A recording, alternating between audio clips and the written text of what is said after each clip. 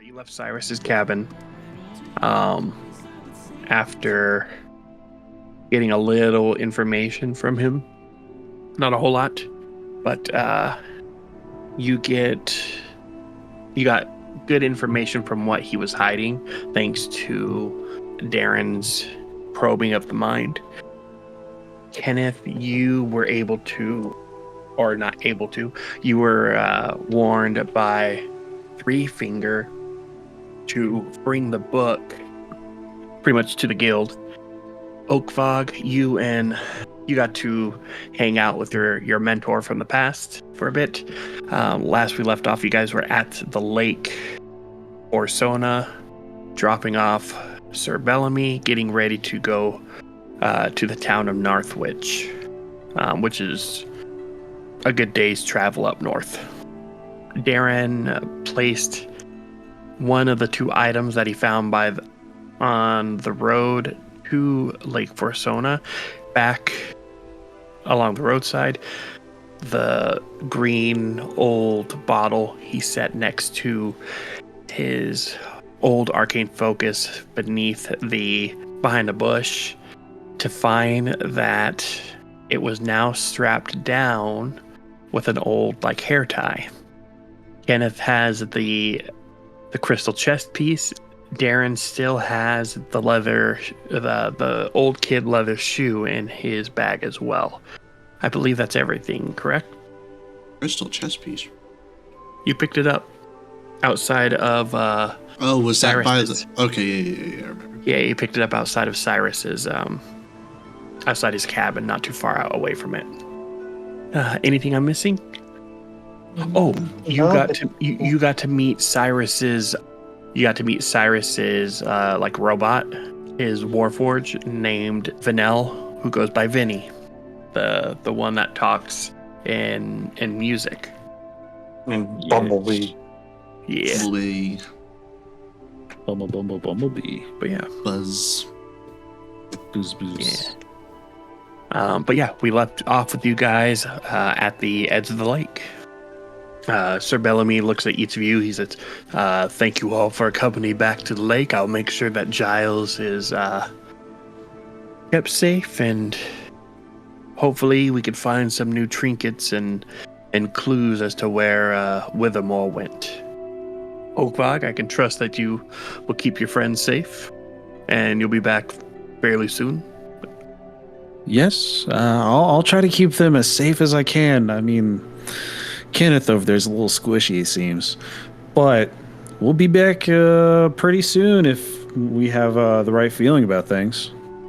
The funny thing about the clerics, though, they may seem squishy, but befriend them because they will be the ones that can keep you alive. I'll do my best. I look at Oakvog squinting, and my hand sort of with little burst of electricity coming out of it, as if I'm getting ready to shoot his ass with a guiding bolt. And then I open my eyes and I shoot out. I'm like, I'm just playing. I'm just joking. We're gonna be the best of friends, aren't we there, Kenneth? I squint my eyes at him again, and I turn around. I say, all right, boys, well, I guess we should probably head to town. This motherfucker. Oh, I guess let's head to town. Before we do any walking, give me a minute. I'm just gonna do a minute.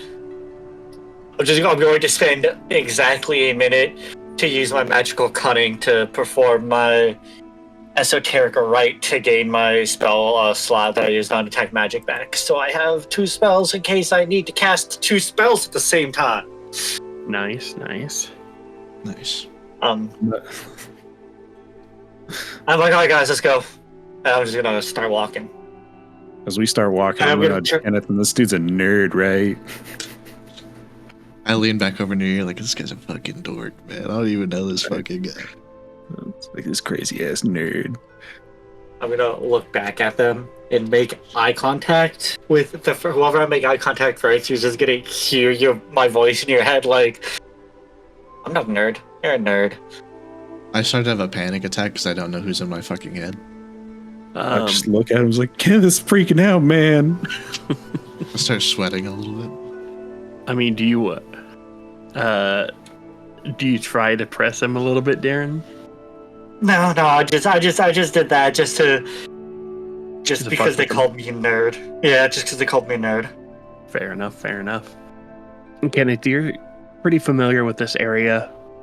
You've been to the town of Narthwich pretty often. You've met up with a few connects and like drop-off locations for previous jobs. So you know where to what route to take. It'll take you a good 2 days if you're going slow, but if you keep a decent pace, you'll be able to get there in roughly a day by next morning. Go ahead and roll me D6, please.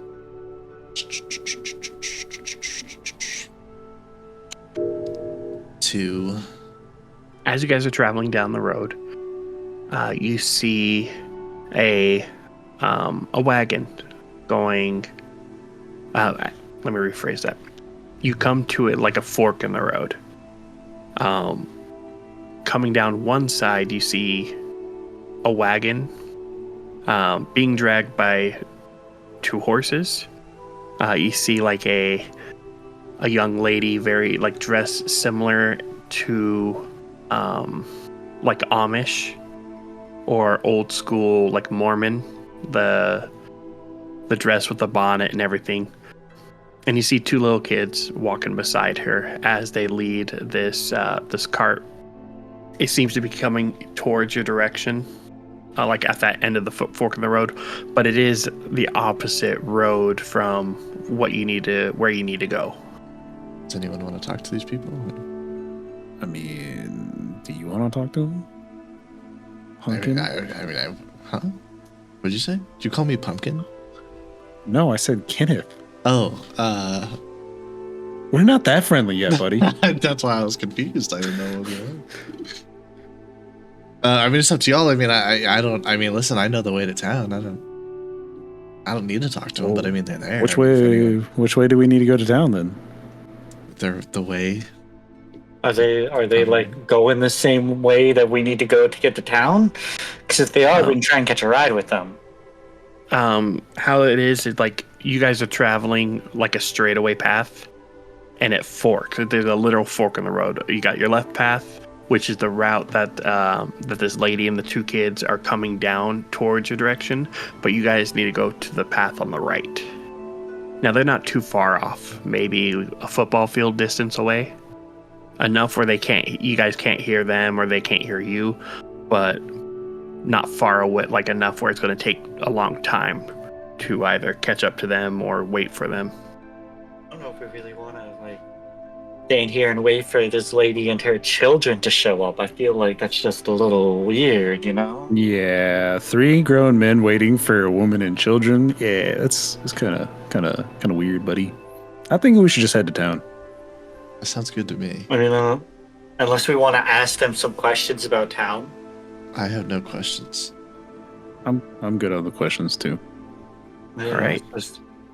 Darren, what were you going to say? I said, all right, then, yeah, let's just head on out. All right, you guys are able to go the correct route. As you're walking up the right path, and you're making your way like, as you catch up to where they would have been. Don't know the right way to word this. As you're passing each other, does that make sense? Mm-hmm. Mm-hmm. Yeah. Even though you're not on the same road, you could see that the kids are just like playfully running around, and you get the gentle whiff of like bread and like food, and on the back, on like the side of the cart, you just see it say, Onaxis or Onaxis, Onaxis, bakery. And then they are not following your direction. They're going towards where you were originally coming from. Oh, the bread smells nice, but we can get food in town, right, guys? Yeah. Yeah. I like food. All right. as you guys are traveling down the path, it's pretty much just a dirt road, pretty wide, enough to fit like a wagon going down each side, or like the size of a street with like a two-way street. You got trees on each side. It's a nice warm sunny day. You have a nice breeze coming towards your face, so it's nice and comfortable walking. Nice salty air from the nearby lakes and waters. Humidity's a little high, but nothing you guys aren't used to. You're able to travel upwards to, I want to say, 3/4 of the way if you wanted to stop at night. How late would it be if we stopped? Well, you guys could stop whenever you like. Is there a world in which we make it all the way to town? You're gonna have to push yourselves a bit. If you're gonna like work all night, you can make it to town, but you're gonna suffer from one level of exhaustion. Mm-hmm. And let me see what that looks like on the new D&D. Exhaustion. Okay, levels of exhaustion. So you will get a -2 to D20 tests, and you lose 5 feet of movement. Those are the new effects. A -2 to every D20 roll? Not attack rolls, just D20 tests. So like perception and checks. Yeah. That's those are the new to word that. Hold on, let me see how they let me see how the Google. I gotta change my wording up on me, dog. Are they fair? Okay. Oh no, it's all type of rolls. So it's ability checks, attack rolls, and saving throws. That's actually like exhaustion was never good, but that's like extra not good. Mm-hmm. Yeah. So so just so we all know, level 1, the new exhaustion is it's a -2 to all your D20 rolls and -5 movement. Level 2 is so you lose -2 more for every level of exhaustion. So level 2 is a -4 to the rolls and lose 10 speed. Level 3 is 6 and 15 speed. 4 is 8 and 20. So it looks like it's just your speed and your rolls. Whereas before it used to be just a disadvantage. And then speed halved. Disadvantage on attack rolls and saving throws. Hit point is halved. Speed is reduced to 0 at 5, and then 6 as you die, no matter what it is.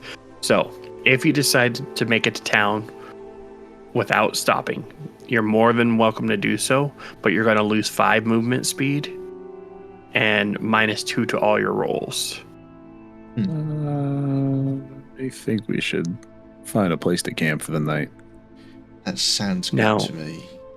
Every long rest you finish will remove 1 level of exhaustion. So you can get to town, be exhausted, get a long rest, and it'll go away.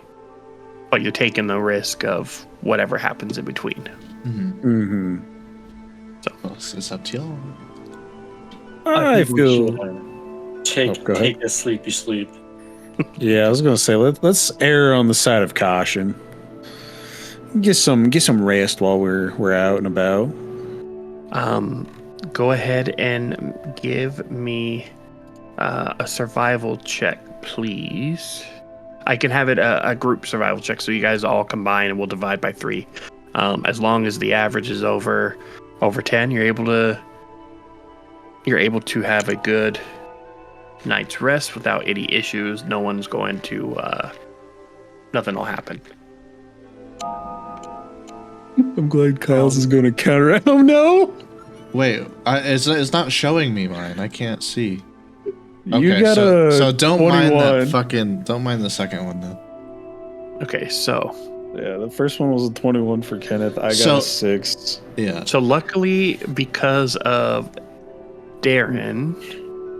Oh, hold on. You guys still didn't get it.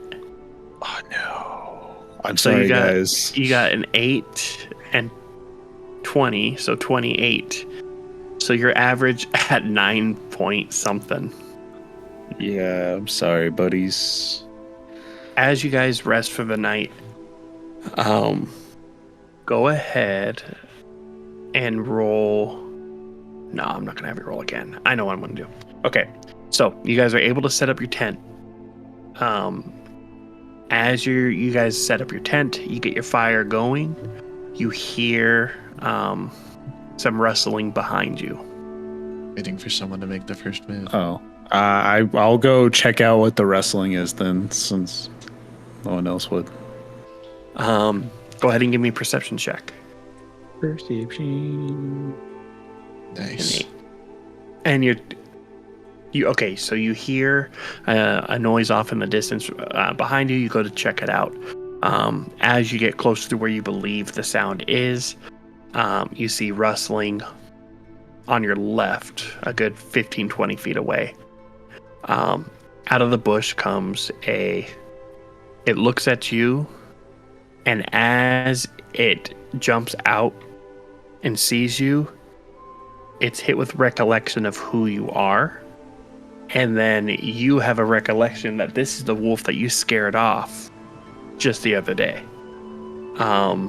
You hear the wolf whimper and runs off into the forest. Yeah, that's right, bitch. Yeah. As it runs off, you hear a slight howl followed by a couple other howls. Oh shit. He has friends. What would you like to do? Shoot. Well, I'm gonna go tell these two. Hey guys, there might be a couple wolves pretty close to the camp, so you might want to just be kind of at the ready, just in case shit goes down. Okay. I have an idea. What's that? What if we all dug a hole and put ourselves under the hole? And we got in the hole, we covered it back up, and then they wouldn't see us. What do you guys think about that? How long would it take to dig a hole that big, though? I don't know, but if we start now, we have a better chance than any. I'm gonna look at you flatly. How big of a hole are you thinking we're gonna be digging here? A hole big enough for the three of us. That's a To lay down in, sit in, so we're gonna crawl in a hole, and then is it gonna be open up to a room? We're gonna put a couch in there. No, get campfire going. I don't know if we have that much time. That's honestly, Darren, that's a little silly. I don't really appreciate your sarcasm. It'd be easier just to fight the wolves, or we could try to scare them off. Hey man, whatever you want to do. All right. Do you know what I mean? I guess I just came to warn you guys. I mean, the one ran off, but I heard more in the forest. Well, if they're in the forest, I think we should be fine. I put a bunch of stuff under the bushes for the forest to be nice to us, so... I don't know if wolves count. Yeah. Well, I'm gonna just sit at the edge of camp, just prepared, just in case. Gotcha. Do we have a tent? Do we have a tent set up, perhaps, or what? Yeah, what we got our tent set up, buddy. All we got a tent and a campfire. I'm gonna go hide in the tent. All right. As you're hiding in the tent, Oakvog and Darren, what are you guys gonna do? I'm gonna look at Oakvog and is there something this guy isn't telling us, about these wolves or something? Because last time he had no problem, but now he's super intent on not fighting these wolves. I don't know what's up with this dude, man. It's just, I feel like he should be out here with us just in case, but if he wants to hide, it's okay. I'll protect him. Well, I don't know, because now I'm concerned, because he seems super not okay with these wolves all of a sudden. and it's making me wonder, like, what about these wolves is so, like, not okay to him? Maybe he's just afraid of dog-like creatures. Yeah, but like, we've already fought wolves. But maybe he developed the fear after we fought those wolves. Which is a really weird thing to develop in the course of, like, a day. That's true. I'm just throwing things out, man. It was just an idea. I don't know. I think it'll be fine. I mean, the one that ran away from me, it was the one that I scared away. So he was afraid, at least. I mean, I guess we're just gonna have to hang out here and see what happens, I suppose. Yeah, I'm gonna hang out at the edge of camp, looking out towards where they were, and I'm just gonna wait with sword in hand, basically. All right, sounds good. All right. You're able to find a nice, comfortable spot at full view around for the back side of the tent. You find like a nice, large stone with a little indentation where you can sit comfortably, sword in hand, ready to go. So you're keeping watch, correct? Yes. Darren, are you going to accompany him, or are you going to do something different? No, I'm gonna be accompanying him outside, just kind of waiting for these wolves that might be showing up to show up. I'd rather not try and extricate myself from a tent in the middle of a fight, so I'm just hanging out waiting. Let's see. Oakvog, go ahead and give me a perception check with advantage, because you have Darren helping you. 11. You both are able to sit outside for a good hour or two. Nothing happens. There's no more howling nearby. You can see the moon starting to light up the area a little bit. There's no rustling. You hear like birds overhead still, like owls and little hoots. So it's not super ominous. Kenneth, as you're hiding in the tent for a good, let's say, 2 hours, what are you doing? I'm just resting my eyes, trying to sleep. You are able to fall asleep if you would like. Mm-hmm. Darren and Oakvog, 2 hours go by. Nothing, no wolves have appeared. Nothing's happening. Is there anything else you'd like to do? No, I think with 2 hours going by, I'm gonna turn to Oakvog and be like, I guess it's time for us to go ahead and get some rest, because I feel like if they would show up, they would have been here already. Yeah, you're right.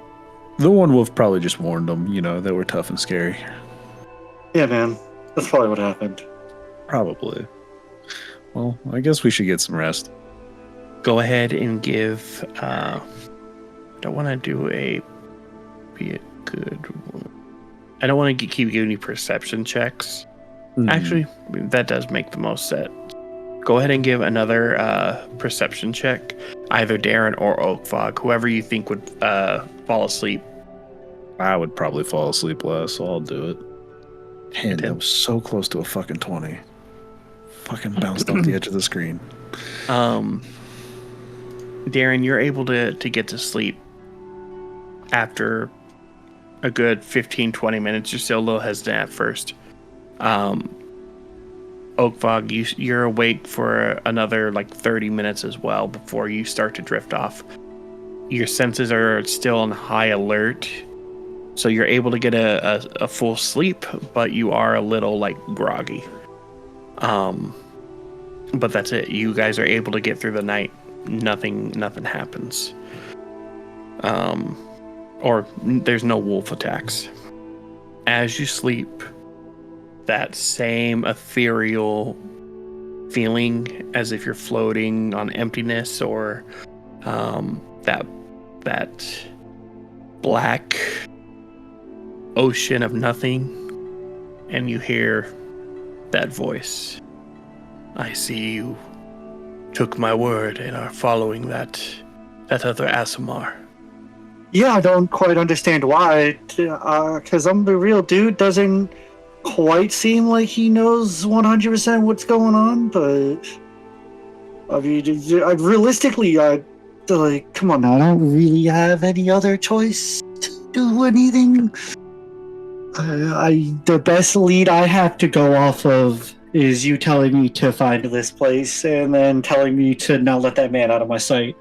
So I guess it's really like I could try and live my life in ignorance, but I know that's not gonna work. No, it will not. You're off to Narthwich, I suppose.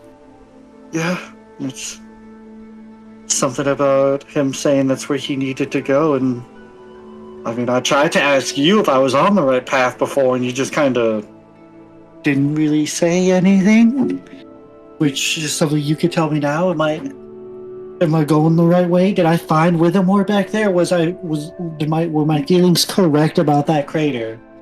Do I need to go and talk to the old dude in the cabin again, who seemed really, really like sketchy about his information he was giving out and how he felt about us not knowing a bunch of stuff about it?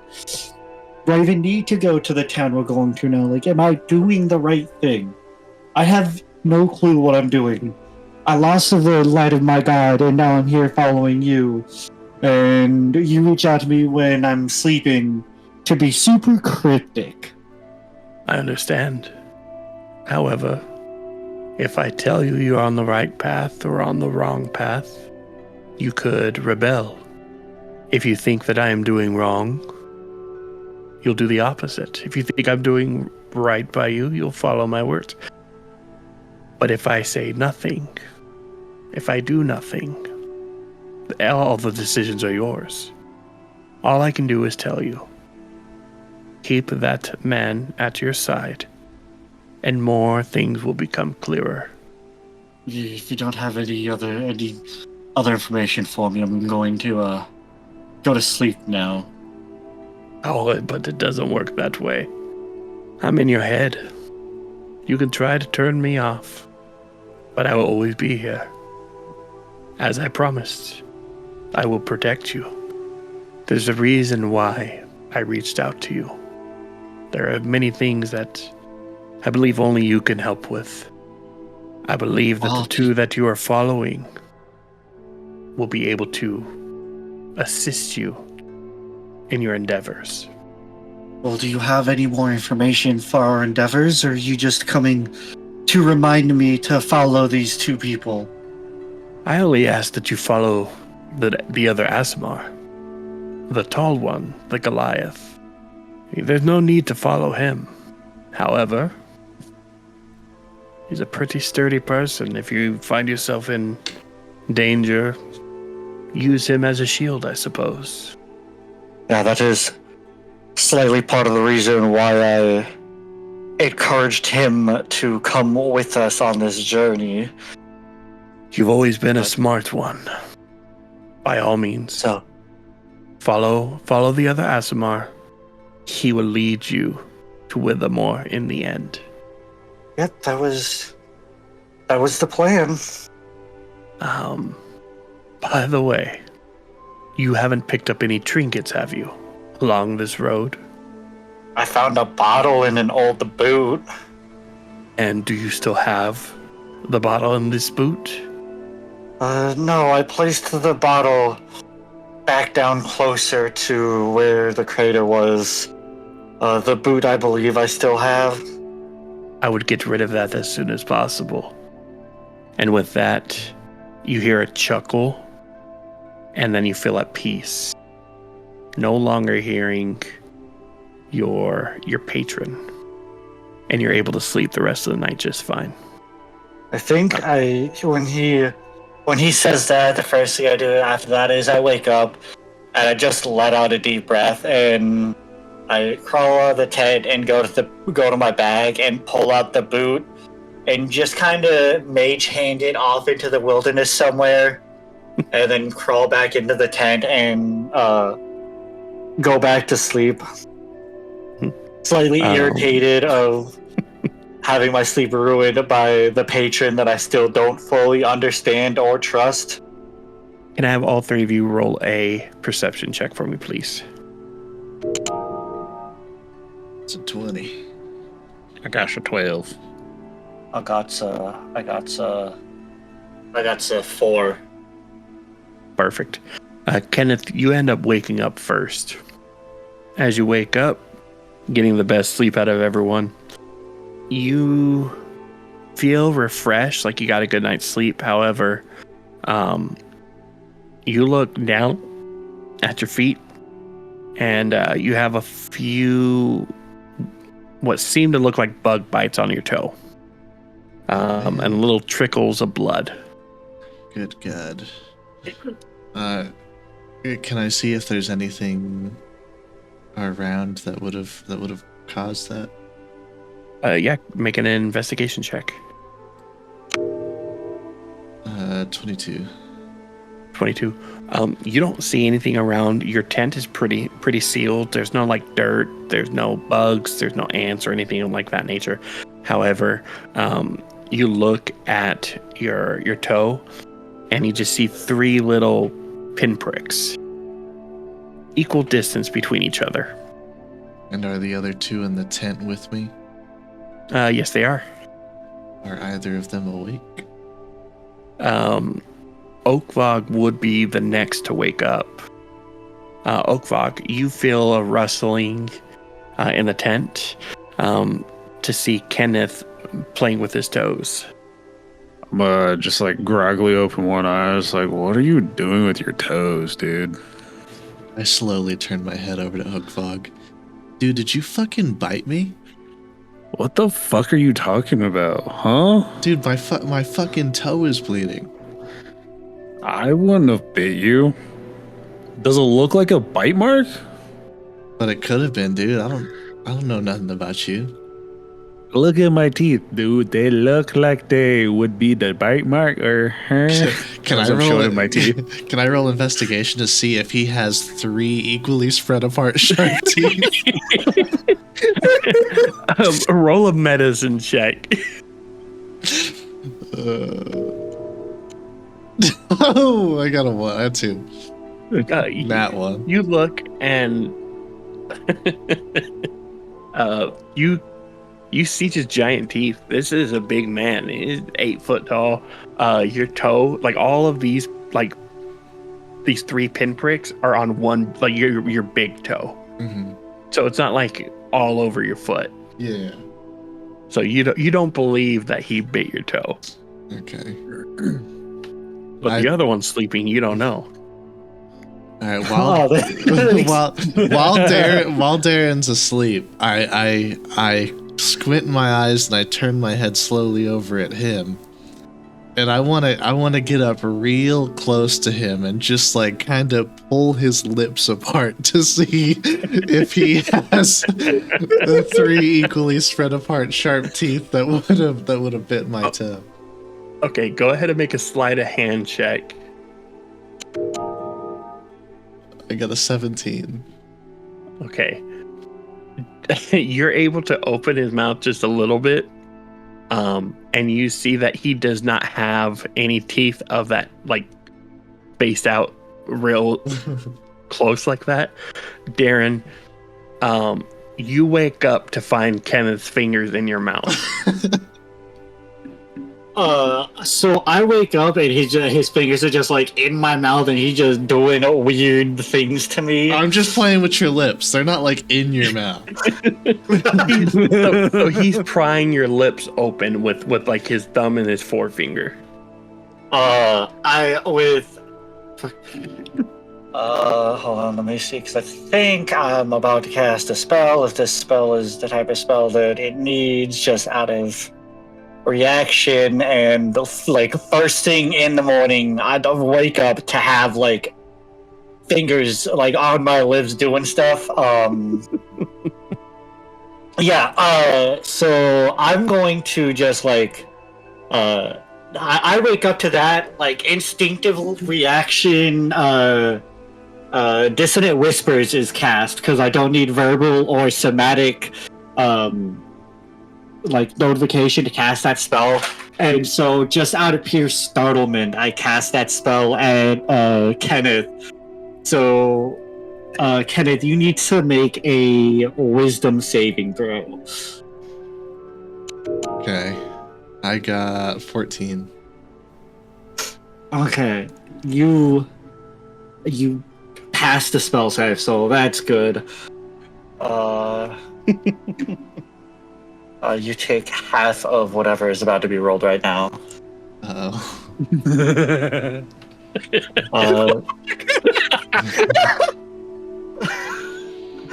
So half of 15, so yeah, 17 damage as I wake up and just that spell is cast basically without my control because you don't know what happened either because I don't say anything, I don't do anything. It's just my eyes shoot open and next thing you know,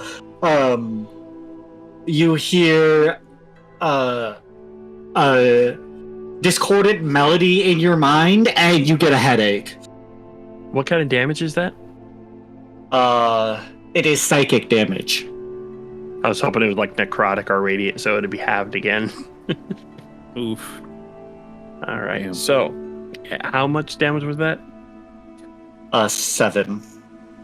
All right. So you take 7 psychic damage, Kenneth. As you have that blasting headache when you see Darren's eyes lift open, what goes through your mind, other than pain? Other than pain, I panic a little bit, and my first instinct is to check my body for more for more of those little pin pricks of blood. No roll needed. You don't feel any other pin pricks or look around. You don't see any other pricks. It's like literally the tip of your big toe. And in that case, I will say this: with that investigation you made earlier, you do notice by your gear, the pin that you had found the other day, is not in the same spot as it was. Like it's outside of your bag. Okay. Darren, okay. as all this is going around, you notice on your bag, you see a little bit of like vandalism on your bag, like red, green, and blue paint, just like little symbols, like a square, triangle, an X. Nothing crazy, but little writing about the size of like a standard print on paper. What were you gonna do? I was gonna look back at Darren and be like, sorry man, my fucking toes bleeding. I want to make sure you didn't fucking bite me or nothing. Like I take some deep breaths and I'm like, okay, I apologize for that, and I'm gonna touch you so I can heal you real quick, okay?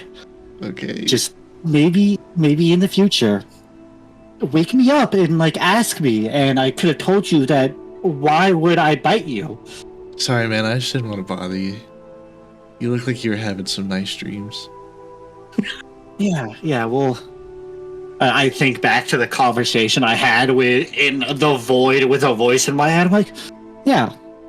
So, and I like slowly like reach out to him and use my healing hands. Sick. And do you regen? Let's see if I can get you back the hip. Nope, you get 2 points. I'll take it. I'm sorry about that. Not my finest hour, but I also don't really know what happened. All I know is it definitely feels like I cast a spell at you, and I'm sorry. It's okay. If I look back down at my toe, is my toe still bleeding now that I've been healed for 2 points? No. It was only Nice. like a speck of blood type thing, but your toe's no longer bleeding. However, your head, you now have a minor headache. Gotcha. And do I see the fucking the pin on the floor? Yeah. You see the Okay. pin sitting on the side of your bag. So with that, then I'm gonna holding my head in pain. I get out of the tent and I grab the pin and I fucking throw it off into the forest. You're able to throw the pin off into the forest. Oakvog, you see Kenneth throw the pin outside of the forest. As you see this happening, you see that your bag that you have is a little wet. I'm gonna just chop it up to maybe someone drooled on it. Are you gonna inspect it? Nah, I guess I should. I'm gonna go check it out, see if something tipped over on it or something inside fell over. Okay. Inside, you notice that your little vial of holy water leaked a little bit out of your bag. Oh, son of a bitch! My holy water. Damn. Well, I guess I'm gonna plug the little vial back up and go out and check on Kenneth since he holding his head. But other than that, you guys have everything done. Yeah, a little bit of vandalism on Darren's bag, a little bit of holy water spilt out of yours, and then for Kenneth, you had a little bit of a pricked foot, and then a headache spell blasted on you. Yes. Is there anything you guys would like to do before you head off to town? When I get out and I see that my bag was also slightly vandalized, I'm like, does anybody else pick up any small trinkets or anything from this forest? Just a stupid fucking pin. Did you get rid of it? Yep. All I picked up was the mushroom we ate with the wolf meat. Alright, yeah, we ate that, and that was supposed to be fine. I got rid of the 2 other things that I found. I don't think... Do you think all this is happening because of all the stuff I found in the crater? Do you think the forest is also mad about that? No. I mean, Surely maybe. Cyrus did tell us to respect the nature, so I mean, who knows? Yeah, but that was man-made. I think we'll be all right. I hope so. I mean, crazy guy over here thought I bit his foot. You still might have. Yeah, I would never bite your foot. I hope not. I don't know you. I don't know you either, but that's why I wouldn't put your feet near my mouth. I've seen a lot of crazy people do a lot of crazy things. Well, I'm gonna pat him on the shoulder and use lay on hands to help him with his headache. All right. How many points are you spending? 5. Yeah, I'll do 5. I guess you made the choice for me. Yeah. You're able to heal him up to 5. Yeah, go for it. Just patting him, just like, you're interesting, buddy. Just keep your toes away from me. I ain't gonna bite no one. Come on now. Keep your I ain't one of them weirdos. I ain't one of them weirdos, Kenneth. Come on. All right, man. I trust you for now. I'm a man of God. I walk out and I hear him saying, just keep your toes away from me. And I chime in, and don't stick your fingers in my mouth while I'm sleeping. Yeah, that was my bad. And start to, pack up the tent. Yeah, you guys spend a good 30 minutes packing up all your belongings, getting the tent all packed up nice and neat. Yeah, you spend half an hour doing so. And you're able to make your way on, or you could stay and do whatever you like. I think I'm ready to head to town. How about y'all? Yeah, I'm ready to head on out. Let us go. You guys are able to make your way on out. Along the way, you see a few more people walking the street, like the roads, as you get closer and closer to Northwich. You start to see more townsfolk. You see farmers and kids playing along the roadside as you get closer. You get there after about 2.5, 3 hours of travel. You're able to make your way. You see the entrance to Northwich around 11 o'clock. Can I call out to the dude in my head? Is that possible? See where he's at. See where, or actually no. You said we're supposed to just go to the guild, right? Yeah. So you know that you are to meet Three Finger. Yeah. You've never been to the guild's hideout. You've always been reached out to from a member of the organization. But you are familiar with the town. You're familiar with the stores. Now, it's a Capitol building, but this area is not very huge. Think of it more like Reno, Nevada, the biggest little town in the world. Mm-hmm. Similar for this game's concept. You know that you typically don't get talk to or meetups with any of the members until closer to nightfall. Okay. You do know, though, that they like to hang out, or like when you do sit down for your meetings, you're always approached in the park. Gotcha. Okay. And the park, again, you would know the park is called Mirror Lake. But again, you have a good 6-7 hours to kill before those individuals make themselves available. You know that the town that you're coming up to, has a population of about like 11,000 people. Again, not super crazy, but they do have the necessities. They have a tavern. You got the local blacksmith. You have a library, the general store, and then again your basic like cottages and houses. Okay. And then what was the name of the park again? Say Mirror. The park is called Mirror Lake. Gotcha. Mirror Lake Park, to be exact. Mirror Lake Park. Okay. And again, you're the only one that has the familiarity of this town. Darren and Oakvog, you have not been here before. So, Kenneth, where are we going? For now, anywhere we want. Well, is there anywhere you need to go? What about you, Darren? Anywhere you need to go? Oh, I don't know anything about this town. Well, I'm gonna be honest. I'm specifically following. I look at Kenneth and I point to him. As much as I'm concerned, I'm specifically following that dude around.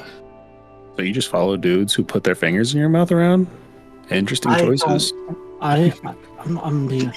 It's my, and I sit there and hesitate a little bit. It's my patron or my deity, telling me that she's gonna lead me to Withermore, and I need to find Withermore. So, you know that dude. That's weird, actually. And I look back at Oakfog, and I'm like, that's strange because. And then I look back at Darren, and I point at him, and I put my finger right on the center of his chest. I say, I think I'm supposed to be following you. And then I swipe my finger up his nose, and I say, gotcha, just kidding. Let's go get some breakfast or something, huh? What do you guys think? I look at Darren, I'm just like, this dude's a little nutty, ain't he? I use Mage Hand to untie one of his shoes. I'm like, yeah, let's get going. Breakfast time though? Yay! As you guys are walking in the town, you notice 3 signs at the entrance. You know how the old school signage where it's 8 different arrows pointing in different locations. Yeah. Yeah. You see one of those. You guys are looking for breakfast. You see that there are 3 specific taverns. One of them is called the Dragon Scale Tavern, pointing one direction. You have the Thunder Brewers pointing in a different direction, and then you have the Prancing Spirit pointing straight down. And then just behind the post with all these signs, you see that building right in front of you. Well, which tavern do you suggest, Kenneth? I'm open to trying something new, so I'm gonna let you guys decide. Well, have you been to either one of them before? Yes. Which one? Yes. I just walk to the closest one. I'm just follow behind him and just have an even more exasperated side. Just this dude don't know where he going, do he? As I you know look where I'm up, going. you see what's called the prancing spirit in the middle of the road, like in the slum area of this town. The street outside of it is lined with like a low stone wall. The tavern, as you come up to it, is a simple like wood framed building with a red tile roof and like hedges, but not in the best condition. There are some planter boxes on the walls, and you can see that there is smoke coming from a chimney, but in the center of the building. It's not on like any specific side. As you enter, you get hit with the smells of freshly meats and like buns and breads. The waft hits you. You notice that in the middle of this tavern, you see a fire pit that's cooking all of the food for everyone. It's dead center, and that's where all that smoke was coming out of. Is there a bar or a table we could walk up to? You see Place to order. on the corner, on three different sides, you see like really long tables, and you see a few like stools and chairs throughout the place. So you have your pickings. I pat Must Darren you like on the it? back, and I say, buddy, you chose a good one. All right, man. And I look. Do I see like three benches, like three chairs at the bar, together, like off, kind of to the side or somewhere? Because I don't really want to sit dead center, and I also don't want to sit at a table where other people could sit with us. I want to try and be away from other people. As you're looking around, you notice that this bar is predominantly of elves. You're able to see in the corner, there are a few spots available where all three of you could sit down. I look at both the Ogvog and Kenneth. I'm like, all right, let's go to that spot. And I point to one of the spots in the corner. Let's go and sit down over there and make my way over to the corner to sit down. Wow, my favorite spot. Well, I guess we're sitting there. As you sit down, you see a male elf makes his way up to you. He's wearing pants and a collared shirt. His hair is golden, medium length, nothing too crazy. His eyes are a very pleasant hazel. He looks to be very friendly, all things considered. He looks at each of you and he says, "Nice to see you. My name's Carrie.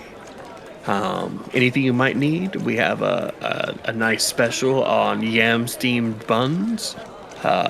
We got some pheasant ramen with hash browns and coffee. Or if you want something a little more exotic, we have the bear ramen with barley biscuits and a mug of perry." Under my breath, I say, "Oh shit, this is the wrong one." I look at I side glance because I didn't hear what Kevin said. I just heard him mutter something. I just kind of glance at him. I'm like, what do you recommend for about this time of day? What's your favorite to go with for breakfast/lunch? You mean a brunch? More like I haven't had breakfast or lunch, so because I feel like brunch is more like you've had breakfast and you're having something small to hold you over until lunch. It's more like this is going to either be my breakfast or lunch, depending on how many more meals I eat before I go to bed. You know what I'm saying? So it's like, I don't know if I really classify it as a brunch. You see him cleaning a glass, giving you one raised eyebrow. I understand, but I don't think you quite understand what brunch is, my friend.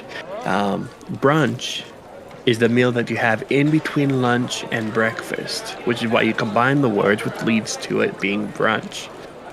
Are you looking for something more meaty, or are you looking for something a little more vegan. I'm looking for something, a nice hefty meaty dish. A hefty meaty.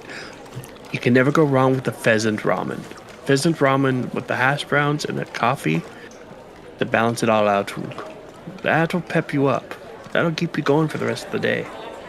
I'll go with that one then. I'll take your word on it. You got it. It'd be 5 silver pieces, but one hell of a special. He looks over at you, Oakvog, and he says, for the big man sense of yourself, I recommend the bear ramen with the barley biscuits and that mug of berry. That's what I was thinking of getting anyways, so I'll take that. You got it. That will also be 5 silver. All the specials of the day are 5 silver. He looks over at Kenneth and he says, and you, sir, are you looking for something a little more meaty, or are you looking for something a little more of the vegan route? You look more of a vegan eater. First of all, that's fucked up. Second of all, do you have anything maybe like less ramen-y, maybe more like food? Perhaps? Yeah. If you want to stick with specials, we got that yam steamed bun, slice of truffle, and a tankard of cider. I could switch the cider with a mug of Perry or coffee. Yeah, no, yeah, I'll do that. Well, you don't have to do that. No. I mean, like, we're here to serve. No, I mean, it's just, if that's what it is, then that's what it is. Well, that's just the special. Is there something that you are interested in? Or? Yeah, like a peanut butter and jelly sandwich. Butter and jelly sandwich. Yeah. Something of the sort. Gotcha. I have peanuts and butter. Uh-huh. I don't have jelly, but I do have jam. Is that yeah. Okay. It's grape. Yeah, that's cool. That's cool. Yeah. You got it. It'd just be 1 silver piece, but it does come with a drink. I'll take a coffee. Coffee, you got it. You see him walk back, grabs a couple of plates. He grabs the couple of the 2 cups of coffee. He hands one of them to Darren. He looks over at you, Kenneth, hands you your coffee. He turns around, grabs that a bigger mug. He fills it with the tap of Perry, and he hands that to you, Oakvog. It'll just be a few minutes for the food. I'm gonna turn these 2. I got you guys' meal. I'm gonna put 2 gold pieces on the counter. Oh, thanks. I was actually gonna ask, so I appreciate that.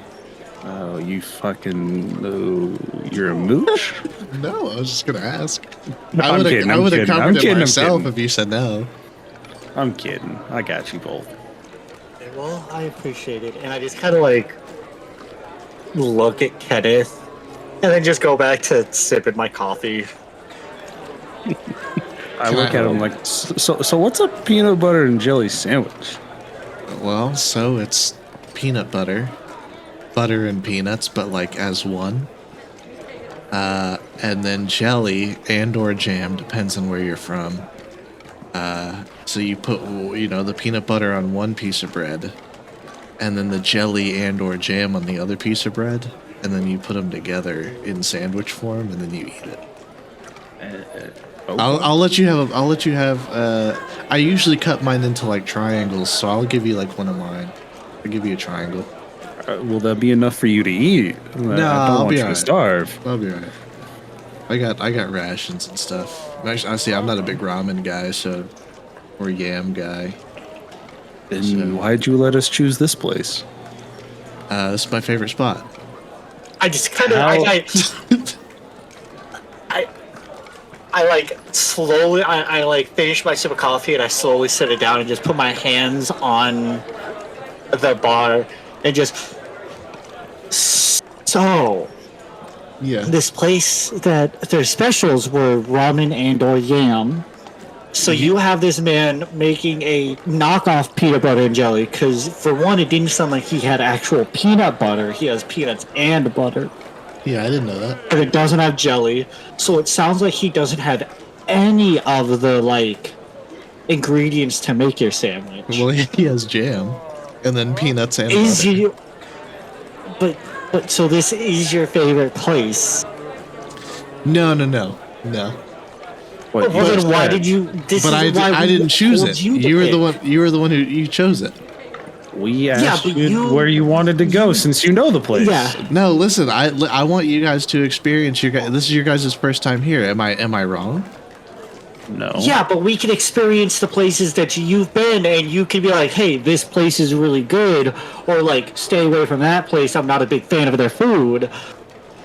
Can I be honest? I don't appreciate you yelling at me. I am not yelling at you. I am sternly talking to you, because I also woke up with your fingers basically in my mouth today, so I'm just like, I'm a little... Jesus, this guy again. I mean, you've been a little off kilter all day asking if I bit your foot. Like, are you okay? My foot was, well, not bitten, but it could have been. I didn't know until I knew it wasn't. But did it look like a bite mark? You never answered my question. I don't know. You don't know what critters are wandering about. Well, that's fair.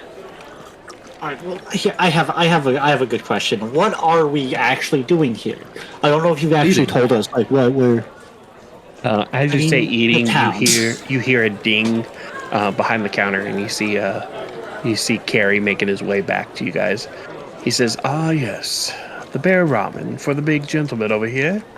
Pheasant ramen with the hash browns for the young man in robes, and then for yes, the pheasant ramen with hash browns and the coffee. That's what he ordered.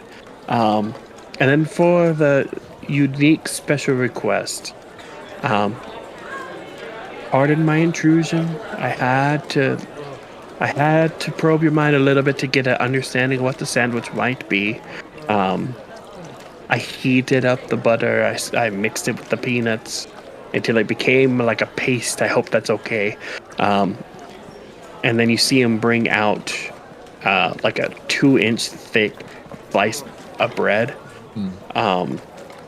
With the freshly made fucking peanut butter and the grape jam on another piece of like the other slice of bread that's like an inch or two thick. He says, "Now, normally I would put this together, but some people like the peanut butter on top, some people like the peanut butter on bottom. Here you get to choose how you would like it. Here's a knife. I hope you enjoy." I tap Darren on the arm. I'm like, that's why this place is my favorite. And then I proceed to make my peanut butter and jam sandwich. I give just like a knowing look to Oakvog and like take a bite of my food. I'm gonna just start eating with these weirdos. You have the bear ramen, the barley biscuits, and that mug of Perry. You see, you put the gold coin on the counter, and you see Carrie look at you, and he gives you a nod. Nice, nicely done. I not very often I get paid in advance, and he grabs it and he pulls out the 5 silver S change, and he slides it back to you. I push it back towards him. Keep it because you are so nice, Carrie. You see him give you a slight smile. He gives you a slight bow. You're like, easy to give the service when I have such lovely patrons such as yourselves. Is there anything I can help you with other than the food? A refill of the coffee or anything you might need? And as he says that, Kenneth, as you grab to start eating your sandwich, you notice that under your plate that he served you is a folded up napkin. I say no thanks to Carrie offering whatever it is that he's offering, and then I proceed to check the napkin. He says, by all means, if you need anything, you can give me a call. I'm gonna go take care of Jasmine, Grimon, and Miria over there. They get a little bit antsy if I don't wait on them hand and foot. Before he gives checking, a slight bow. Go on. He gives a slight bow. and then he turns to walk away. Before taking a peek at the napkin, I want to peek over and look at who he's referring to. You see him walk towards who he said was Jasmine, Brimmin, and Miria. All women? They're no, Brimmin. Oh. 2 of them are women, 1 of them's a male, but they are all halflings. That like every patron in here is elf except for these 3 who are halflings. Okay. Which would make sense why they were why he was a little antsy wanting to get back to them, because they tend to be a little temperamental. And are the 2 chicks hot? Give me a luck check. Roll 2 d20s. 10 through 20, they are. 1 through 10. I'm sorry. 11 through 20, they are. 1 through 10, they're not. Okay, I got a 10 and a 15. One of them's like decently looking. The other one looked pretty good. Noted. I'll check the napkin then. You open up the napkin and it says, Three Finger wants to see you, 6 p.m., usual spot. I'll store that away in my pocket. You see as off in the distance, you see Carrie make eye contact with you, Kenneth, and he gives a nod. I nod back. How long do you guys want to spend in the Prancing Spirit? I think just enough time to finish some food and see if these guys need to talk about anything. Yeah, I think like a good 30 minutes of like eating, unless we end up discussing more, but as of right now, probably like 30 minutes. Like as I'm eating my food, I'm like, so Kenneth, what exactly? I'm going to ask again, and I'm going to ask you to like give me an answer. So what are we doing here in the town? Why did you want us to come to the town? We're meeting up with a buddy of mine who can hopefully give us more info on this book. He seems to have a bit of an interest in it. So, you know, fingers crossed. You know what I mean? Is he trustworthy? How do you not know if he's a buddy of yours? It's a good question. I think he's fine. Do you think you'd mind if 2 extra dudes showed up with you? That's a good question. I didn't ask. Well then. Okay. But I'm sure we'll be alright. Oh, if we're not, you're gonna have an earful from me. Oh, you. Well, what time do we gotta meet this guy? 6 o'clock. On the dot. No earlier, no later. Where? While I'm... Oh, no, go ahead. Finish you guys' conversation. Mirror Lake Park. And while they're having their conversation, I'm going to do my magical cutting to get my spell slot back. Yeah, easy. I do. I really like that addition that they added to Warlock. Yeah, so it's a nice little thing. Yeah. As you do that, you feel the presence of your patron. You feel it like heat up your body and feels as if he restored your spell for you. I just kind of like inner nod to myself, like interesting. And like now I'm just kind of like lost in thought, just thinking to myself like, he can absolutely understand what I'm thinking right now, but like, should I trust this man? I don't know. That last conversation was kind of weird. I guess he did give me the tip to get rid of that boot, so I don't know what I'm gonna do. And I just go finish eating my food and drinking my coffee. You guys are able to finish your food, your meal, nice and peaceful. Nothing too crazy at the bar happens. You see Carrie, the guy that was helping you out, starts to help out one of the patrons who seemed to have a little bit too much to drink. But as you guys are finishing up, you notice that there's like a little brochure at the bar. You see a couple of them floating up. You see One says, visit the Hammer and Groove for all your weapons and needs. And then you see another one that says, Underbow, come visit us at the George Potter, your general store for all things and goods. And then you see another one that's slightly off to the corner that just says, Curiosity. And then a question mark. I take this Sorry. Which one do you take? The Curiosity. Or, you know what? One of each, actually. Might as well. Okay. You got one of each. Any specific order you look at them?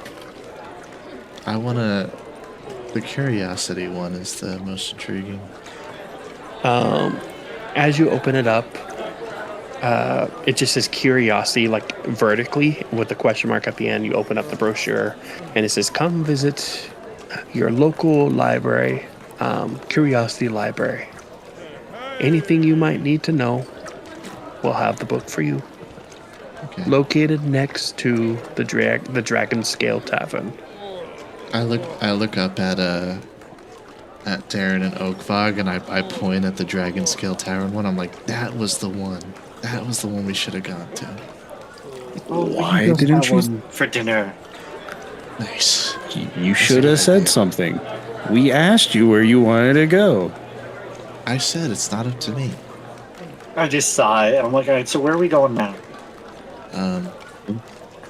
Wherever you want, man. Any of Maybe these we can brochures visit interest you? The one with the blacksmith kind of looked interesting. Sounds like Maybe we we can take can- a journey into the blacksmith. Yeah, maybe we can find some better weapons or armor, or see what they got. Just waste some time. Yeah, that's all you guys. I don't personally use weapons, so but I will join you guys in going there, and I just kind of follow them to the blacksmith. You walk for about 10-15 minutes to get to the blacksmith location. You notice that the blacksmith is tied to the temple. The street outside of it is watched by like the town's guards. So you see the guardsmen like protecting the area and walking around pretty heavily. The blacksmith is a wooden, simple building that's attached to the temple. Brown tile roof. You got some vines covering the walls on one side that lead up to the roof. Kind of like grapevines. And then you see the sign out in front just in the shape of an anvil. Well, I guess go in and start perusing. All right. Fighting a sneeze. As you get inside, you see a male elf, moderately tan. He's wearing like a suit, but that's in poor condition. You see that his belt and boots are pretty worn, same with the leather gloves he's using as he's working. White hair, all knotted up and covered in sweat. He looks at each of you and he says, yes, what brings you to the Hammer and Groove? Just looking to see what you got, to see if there's anything, that could be better than what we got right now. And what is it that you have now? I have just a plain old longsword and some chainmail. Well, nothing is ever just plain old. Everything has purpose. And he looks at your longsword and he's like, yes. Every sword, every weapon tells a story. Every ding, every scratch, every chip in the blade. You see him looking at it like he's touching your sword. And he's like, oh, your sword has seen some wear and tear. Taken down a couple creatures, have you? A few recently, yes. Interesting. Yeah. Unfortunately, I do not have something of this. Right now, I have a trident. Interesting. You see him point over to a trident, like a golden trident that's hanging up on the mantle. He says, "That's right there is what I got. It costs you 775 gold pieces if you would like it." It's a little out of my budget, but why does it cost so much? What's the trident do? That, my friend, is called the Trident of Fish Command. Oh. So lets you tell fish what to do? More or less. He says in the right hands, you can expend some energy into it where you can dominate a beast. A beast of water. Could be a dolphin, a shark. You could be a man of aqua. I look back at Darren and Kenneth's like, that could have been real helpful in the lake fighting that damn octopus, huh, guys? You never know, we might be back. Well, Go you crazy, got enough maybe gold? treat yourself. I don't. You have gold? I don't have enough gold for that. Well, I appreciate you telling us what the trident was, but unfortunately, I don't think I'm going to buy. I don't blame you. It is a bit pricey, but it is well worth it. I crafted it myself. Had it blessed by the priests, and then enchanted. Ooh, fancy. Some might call it my masterpiece.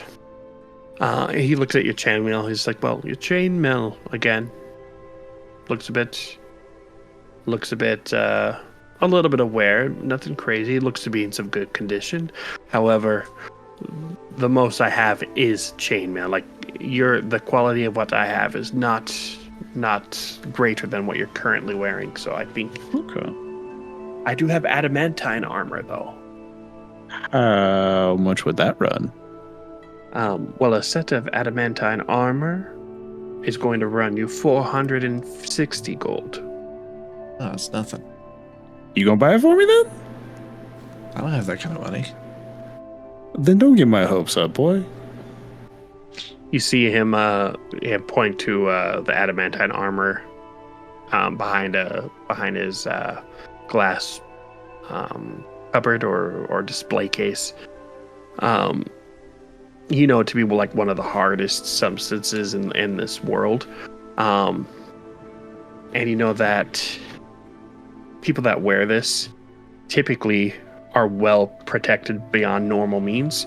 At a game, you know that if you are wearing this, if someone was to land a critical hit on you, it becomes a normal hit. No one can hit a crit on you under normal means. Damn! I wish I had the money. Yeah, and you see that he has it in the set of where did it go? Chainmail, chain shirt, and breastplate. Well, shoot.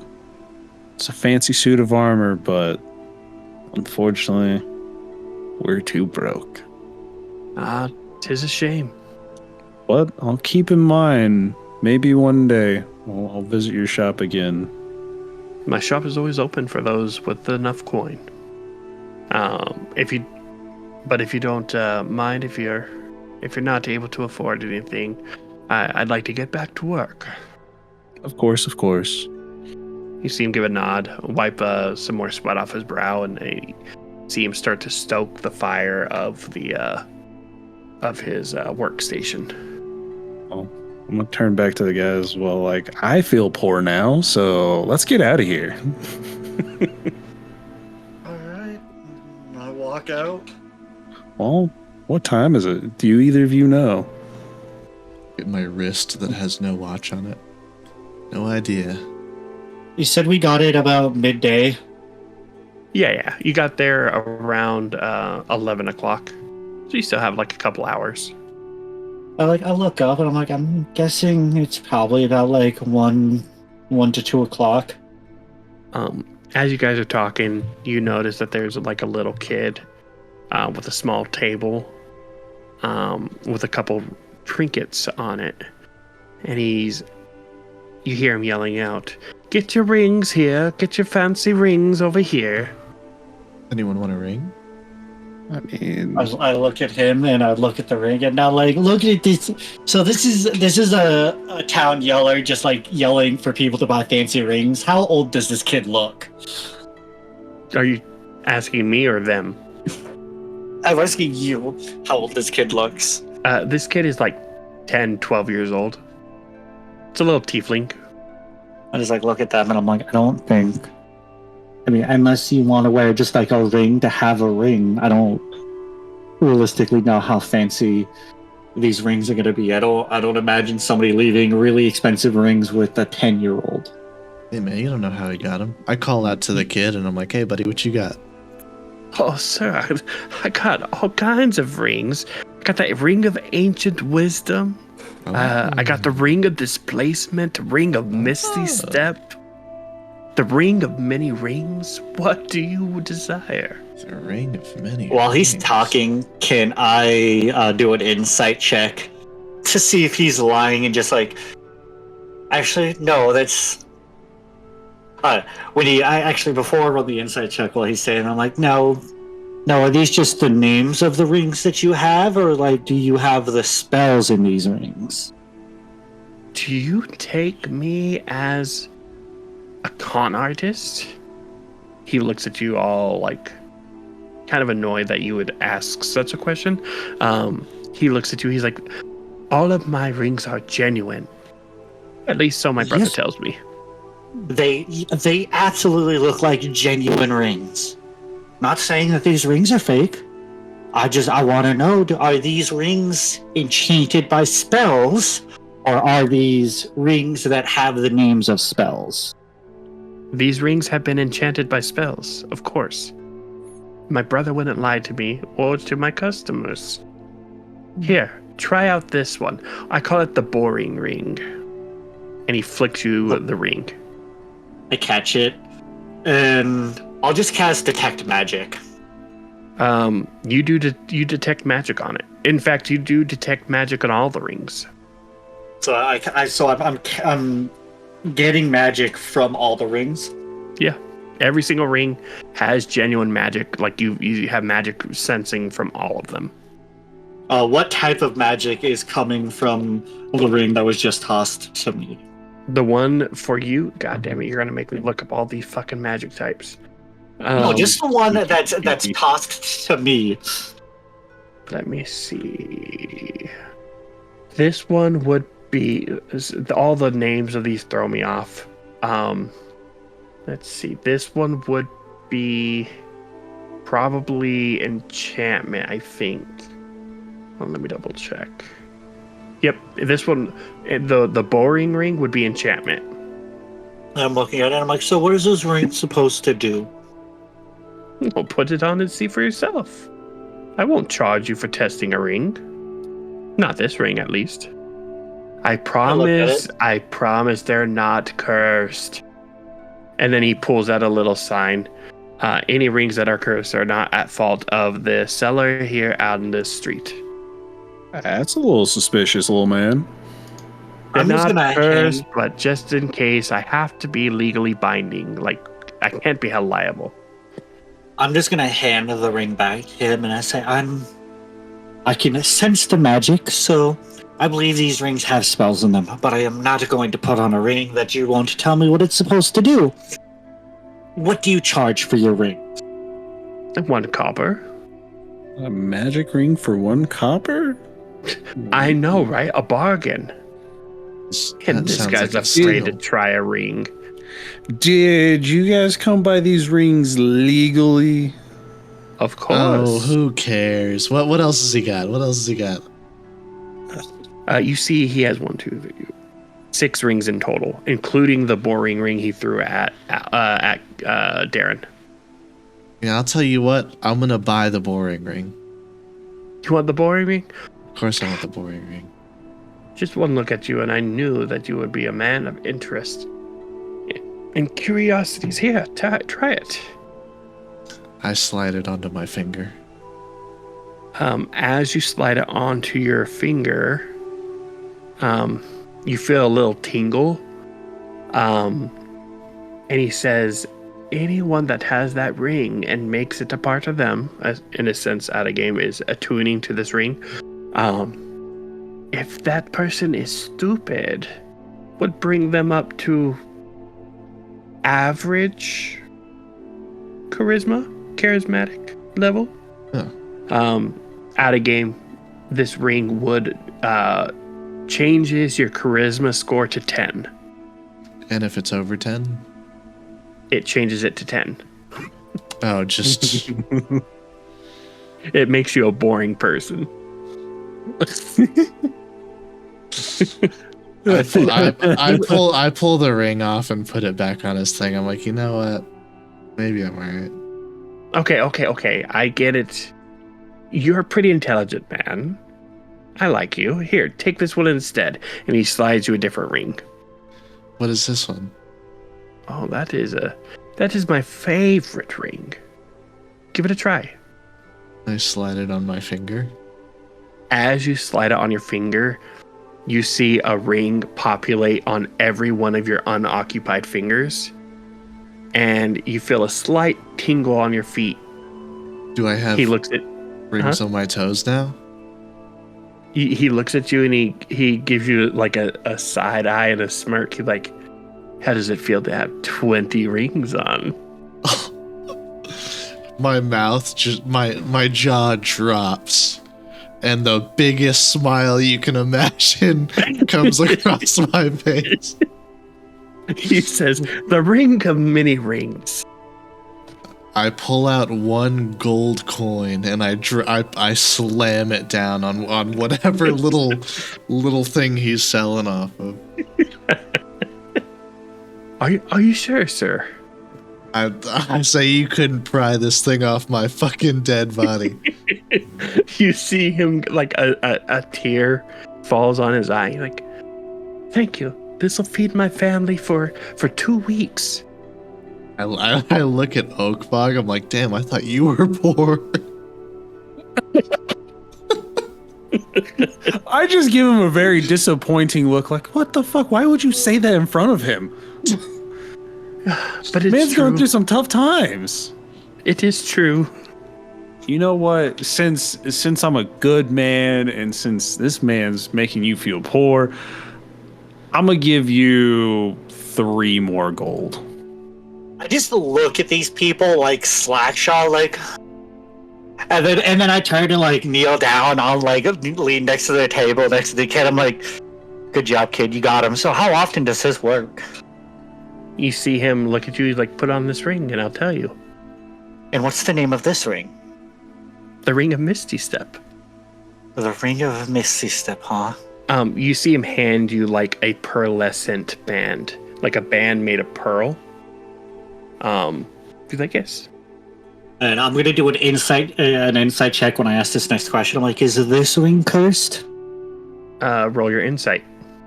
The kid looks at you and he says, none of my rings are cursed. My brother made these specifically for me to sell.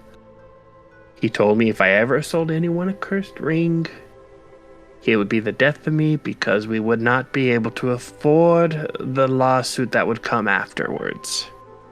Alright. And like I sit there and he looks at you, he's like, go ahead, put it on. Like slowly slide the ring onto my finger.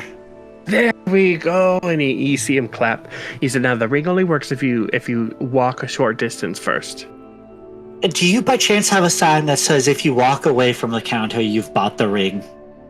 No. Why would I trick? You guys just handed me like 40 times the value, 400 times the value of the ring I'm just about to sell you. Even if you walked away. I'm just like, damn. I shrug my shoulders. I'm like, oh, let's see what happens. And I walk away. As you walk away, Kenneth and Oakvog, you notice that as Darren's walking away, there's little rings of mist that leave his footsteps. Little rings of mist that evaporate as he walks. See? The Ring of Misty Step. I walk it back and I chuckle. I'm like, that's a good one, kid. I'll give you that. That's a good one. I slide the ring off. I'm like, unfortunately, I'm not a big ring wearer. And I just kind of set and I hand it back to him like that. That's slick. I like that. That's, you're pretty slick with it, kid. Well, that's why my brother sent me out here.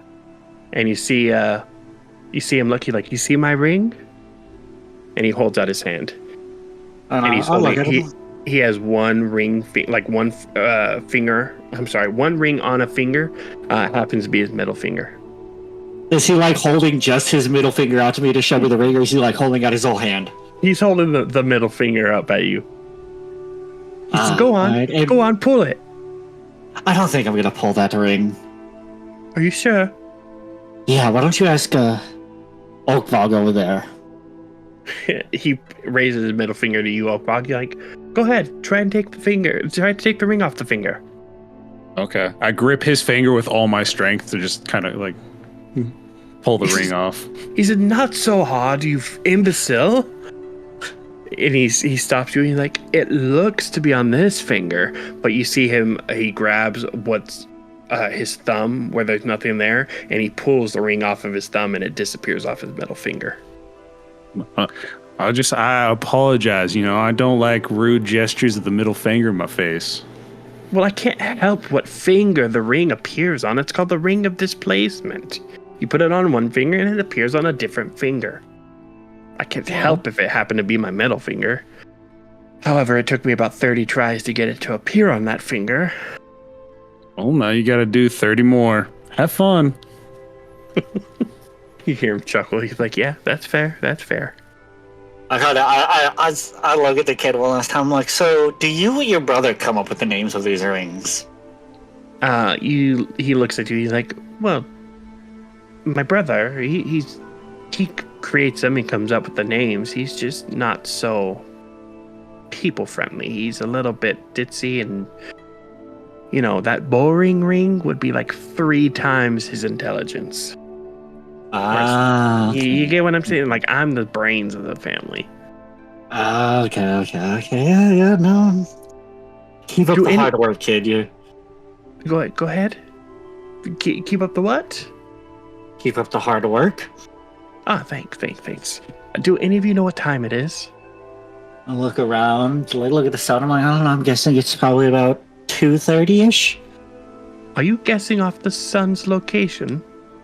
That, and just kind of, I was approximately like just the day we've had, like our travels, about the time we got into town, the time we spent at the tavern. I've just kind of been keeping track of what we've been up to, just kind of an educated guess based on the sun and what we've been doing throughout the day. So it's not exact.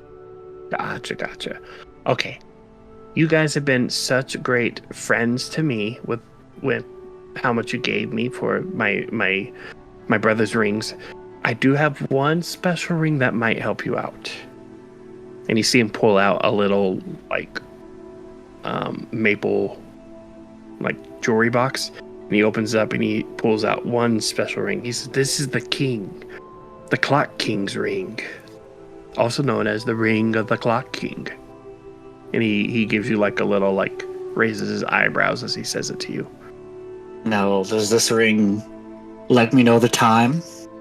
See, you're understanding me now. Here, and he gives it to you. This one's free. I'll shrug and I'll take it. I'm like, so does anybody else want to put this ring on? I look down at Kenneth's hands and see that he's covered in rings, and I look at Oakvog like, do you want this ring, or do you want me to wear this ring? I guess I can wear it for you, since you don't wear rings that often.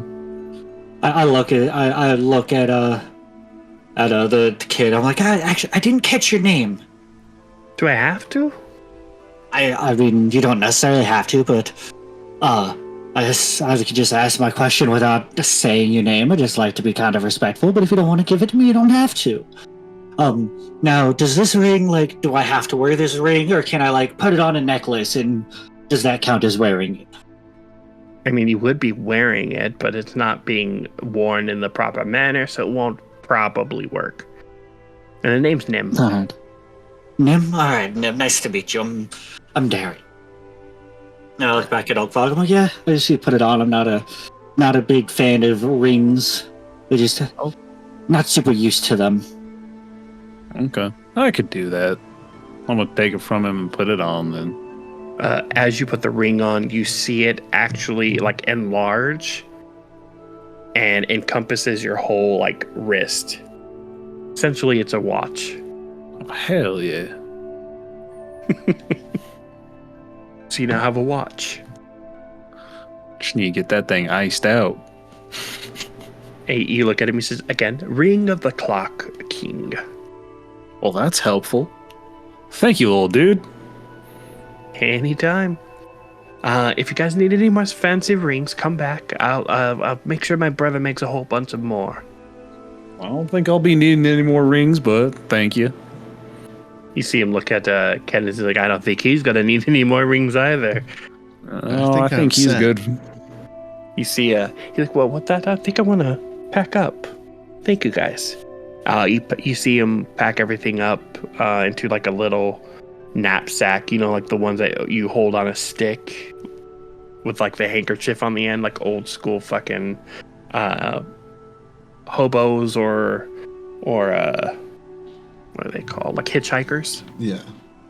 He packs all the extra rings in that, and he runs off in the opposite direction. I look at them and I'm like, I don't think you guys are ever going to see that guy again. That's okay, he's a child. It's okay. If you scam me, I'll just turn him into the church. I got my money's worth. I got 20. I just kind of shake my head. I'm like, all right. Well, Mr. Gentleman with the clock, how much time do we have until 6 o'clock? I looked down and I was just like, I don't know. How long we been standing there, buddy? I would say around this time it's about 4:30, 4:45. I looked down, I was like, we got probably an hour and a half or so. Kenneth, you know that it's going to take you about 30, 40 minutes to get to the park. I say we just head to the park then and then wait the rest of it out. Sounds good to me, buddy. You guys are able to make your way all over to the park. You come up to a very beautiful park. Small lake in the center. You have a lot of different trees. Some of them are cut down like pine trees. But as you get closer to the water, you see that this is probably the clearest lake you've ever seen. You look down and you can see your reflection so crystal clear. It looks as if you're looking into a mirror. That's how clear this water is. Do you know where at this lake we gotta meet the dude, Kenneth? Or is it just here? I think we just hang out. He'll come when he comes. Okay, well, then I'm gonna go sit next to the edge of the water and just... As you guys sit and wait, you see a lot of people pass by, townsfolk, some guards of all races and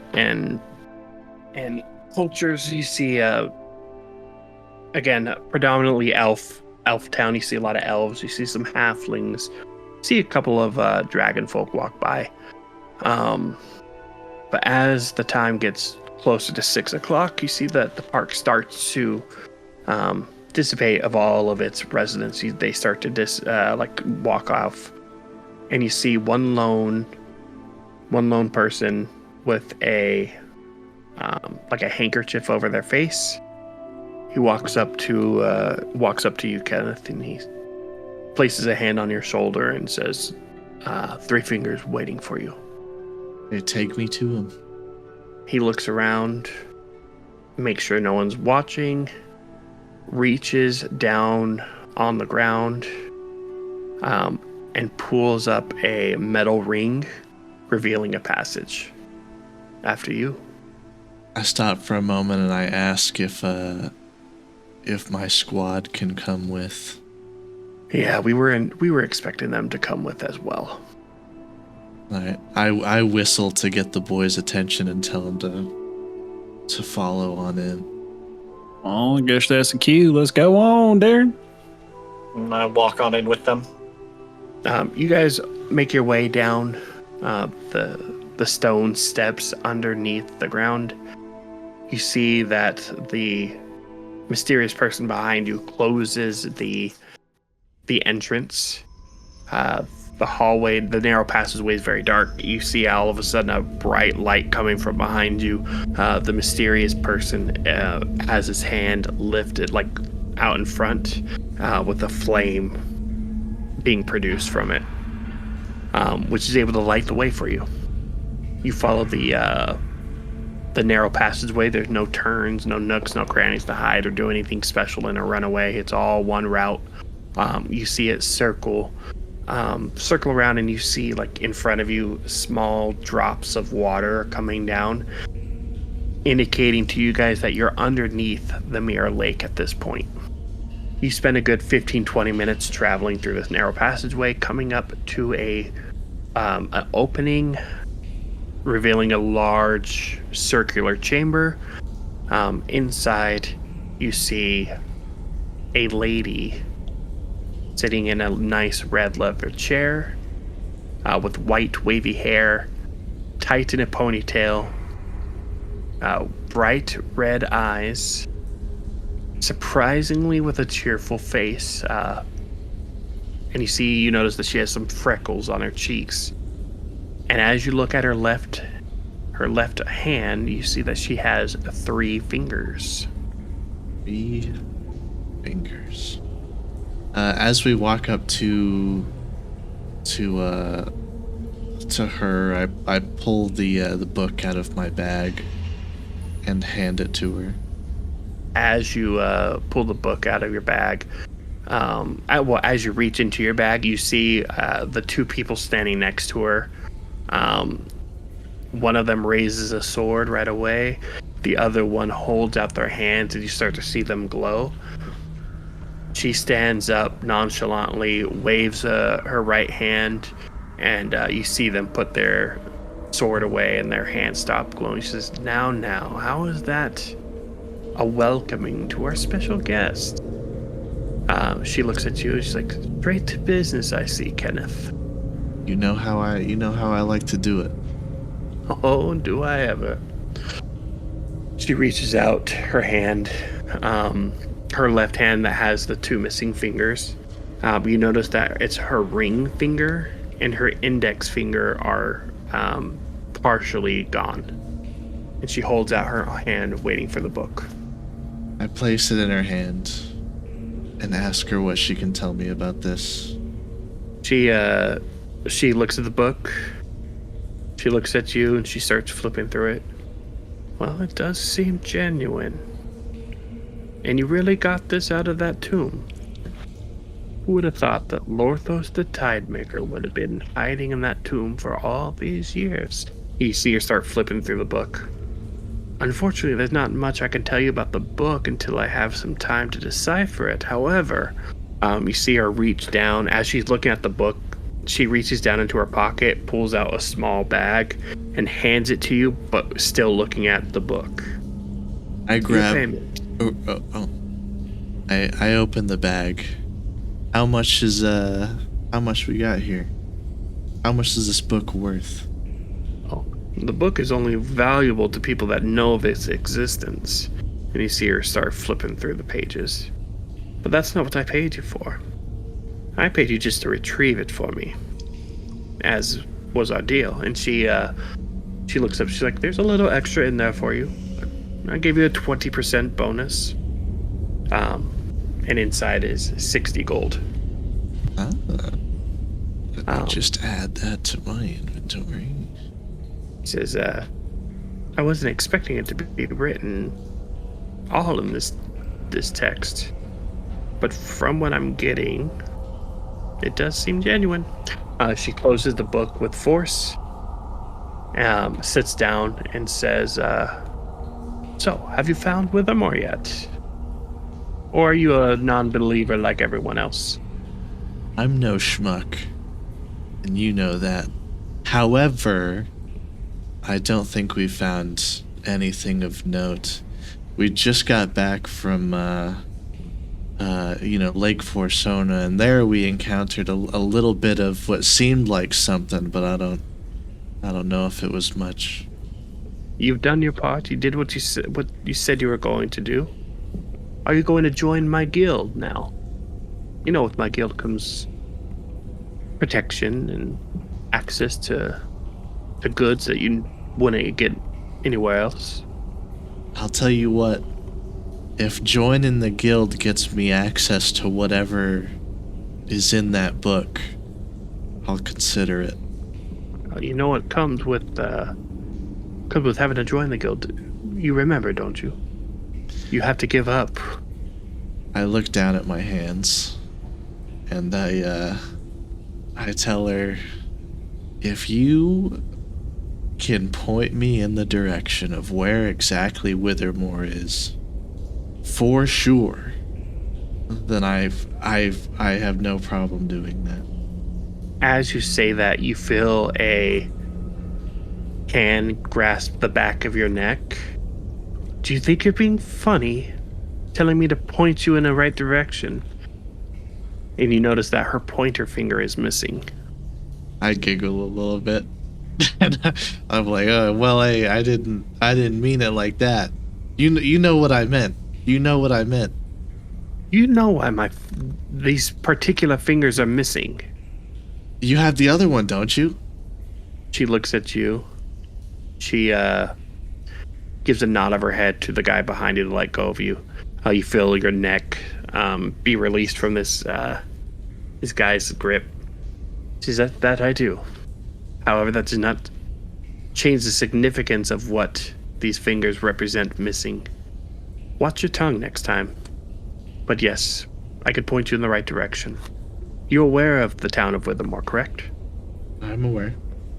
Everyone believes it's a fancy town, civilization ahead of their times, which they were. But a lot of people don't know the secret history of that town. Luckily for you, I do.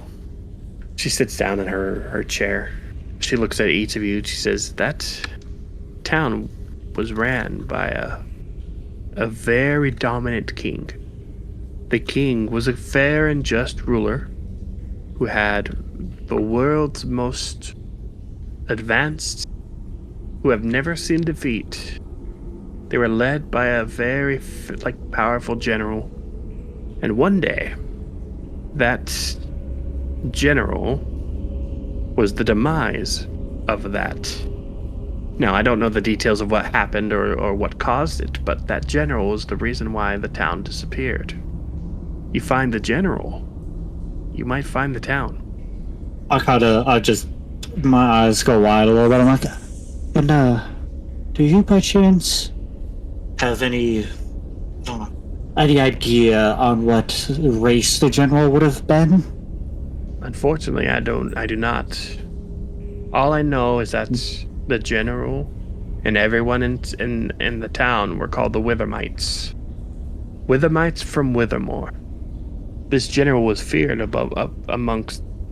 He led them to countless victories. So, but again, this is hundreds, if not 1,000 or 2 years ago when this all happened. The name was lost to history. How I'm not a widely traveled man. I've heard a few stories about Withermore. Where I've heard a few stories of talking constructs. Are those common, or are those something just to Withermore? What do you mean by talking constructs? She says with a curious intrigue. I've maybe asked about Withermore more than I should on my travels, but I am very deeply trying to find it. But I heard stories of constructs that can communicate with people. I'm not a widely traveled man, so I don't know if that is something that is just inside Withermore, if I were to go somewhere else in one of the other cities, could I stumble upon a talking construct? Well, there are warforged from all over, but the ones from Withermore were fancy. They were a bit unique, a bit advanced. Whereas people were making their constructs out of wood and copper. The ones from Withermore were made out of brass, gold, adamantine, powered by magic the world has never seen since. So Withermore really was beyond its time, maybe flew too close to the sun, found themselves erased, only to be remembered as a story, a legend. You know as well as I do the stories, but as she starts flipping through the book, it seems as if this is correct, and she has her hand on the book, and she says, you mentioned flying too close to the sun. I don't think you realize how correct you are. It does say that the pale sun rose over the hills and brought with it a message. There is ever truer words written. I don't know what they would be.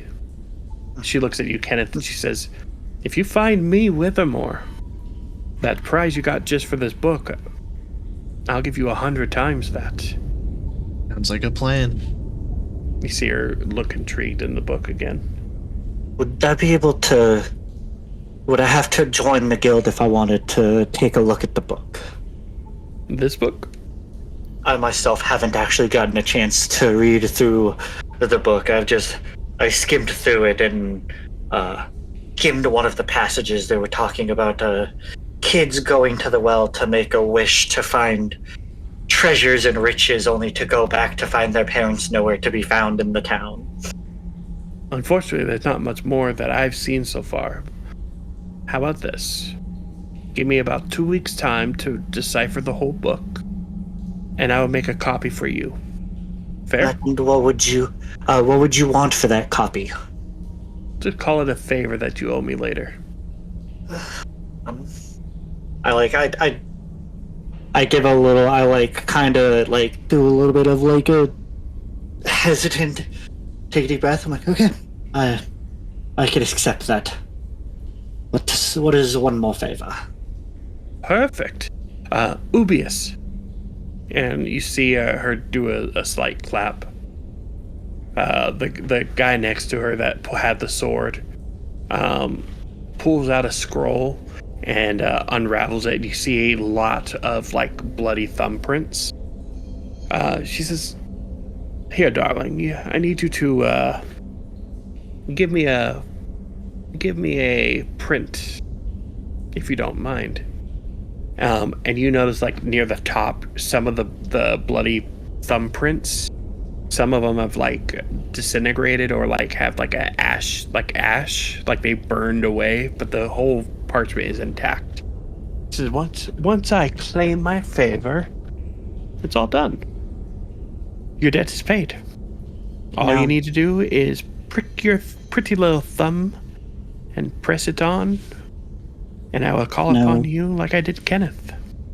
I'll look at her I truly want to word this in the most respectable way possible, but without being blunt, I don't know any other way to word this. Are you going to call upon me to try and kill somebody or something? Because with all due respect, I don't want to risk losing my life or ending my life in incarceration over a book that, from what it seems like, it doesn't have too much information based on what I need. It's just more of a curiosity. I don't want to get in over my head for something that I don't necessarily warrant getting in over my head on. If I worded that without, and again, I mean nothing disrespect and nothing but respect with that question, but do you understand where I'm coming from?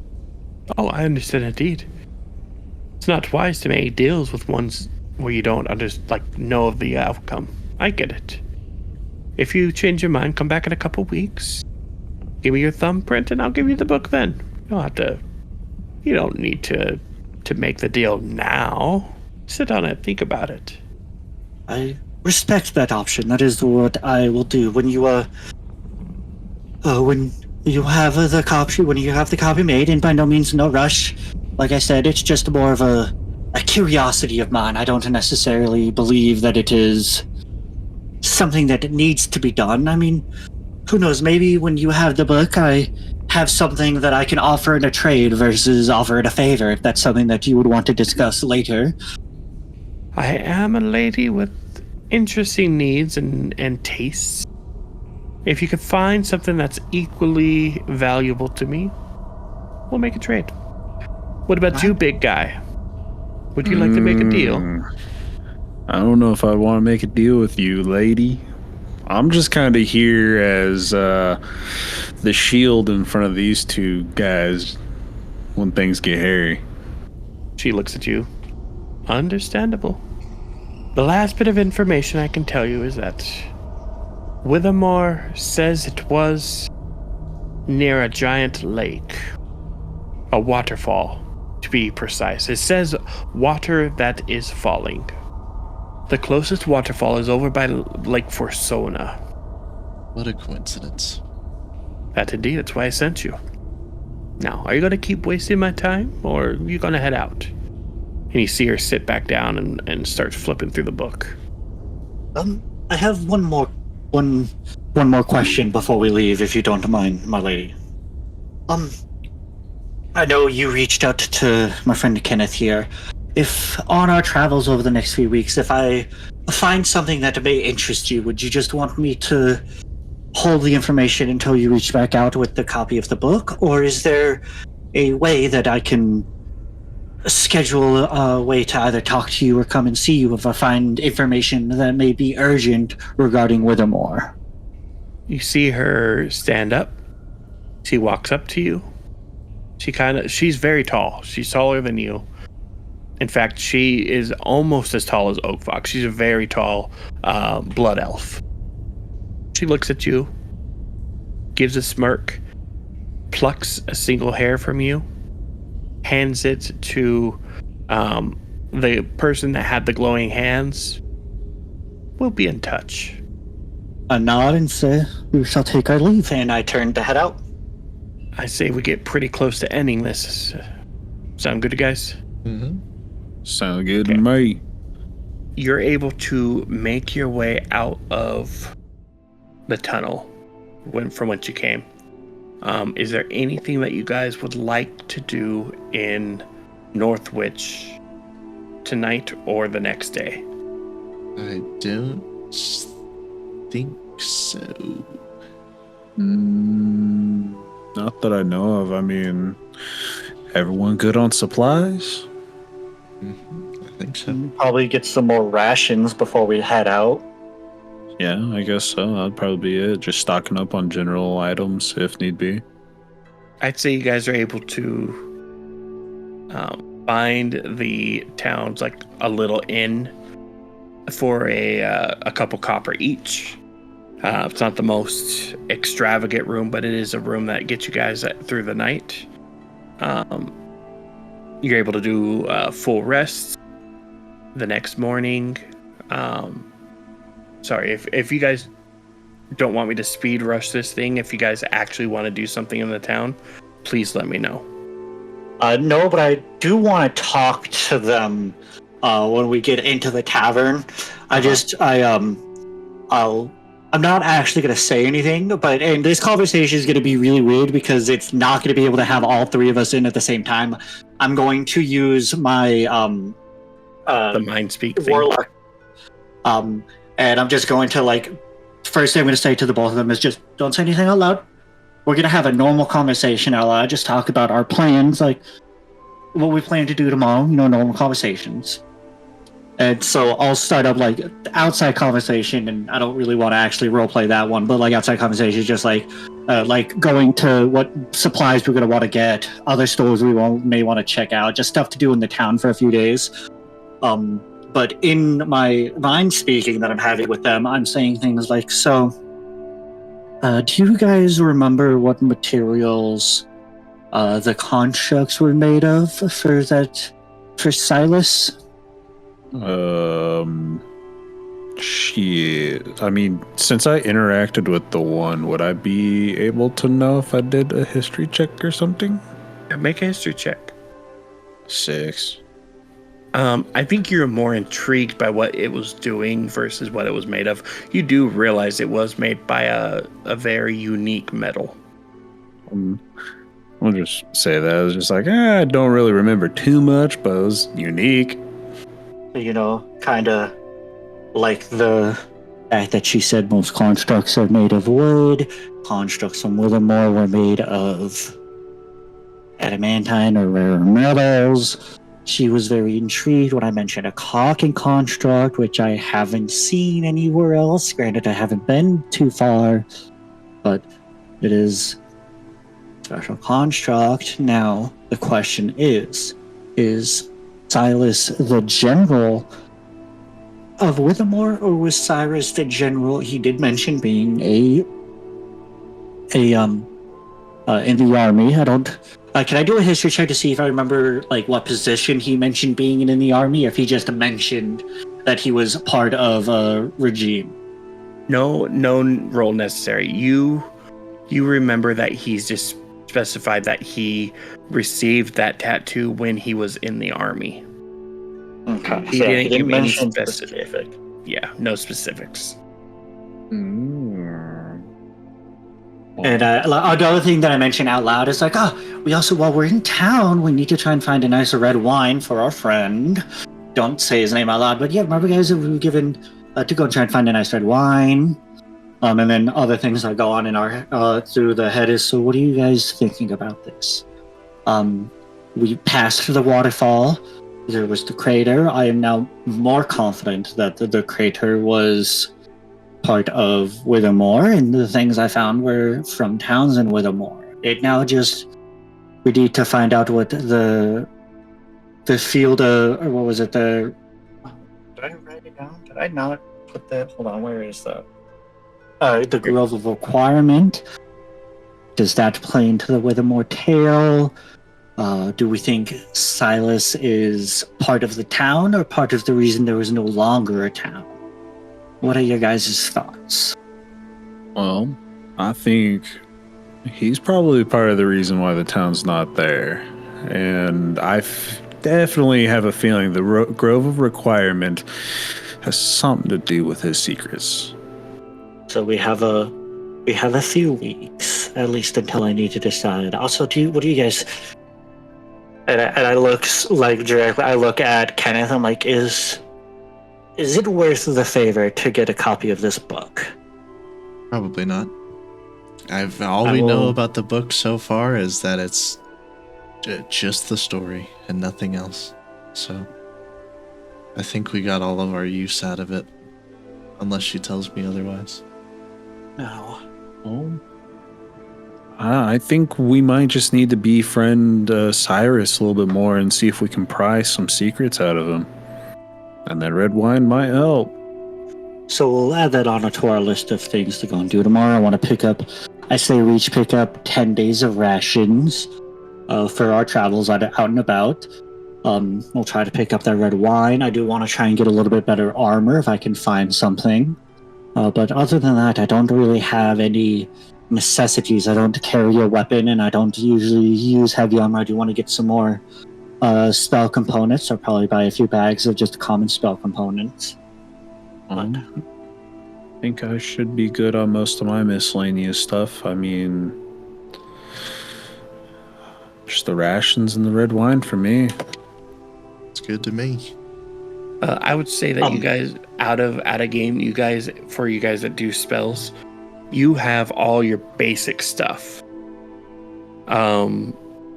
Anything that's worth like less than a couple gold, you guys have that easily. You guys have your spell component pouches. You don't need to worry about getting little things. Now, if you need to do a fancy spell like fucking Revivify or whatever, you're gonna need those specialty items. So probably like spells that I assume spell components start getting more expensive, probably about like 3rd, 4th level spells. Yep. Especially just the ones that say like the item is consumed.